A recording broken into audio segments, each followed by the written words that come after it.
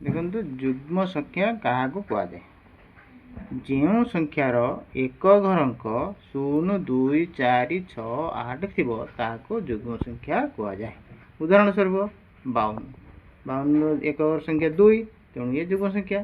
आउ देखु 1248 एक घर संख्या 8 तेणु यहाँ जुग्म संख्या। एवं देखा अजुग्म संख्या क्या कहुए जो संख्यार एक घरक 1 3 5 7 9 थी अजुग्म संख्या कहुए।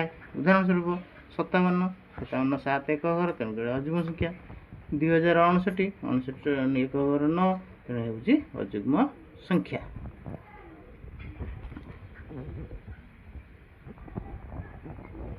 देखिले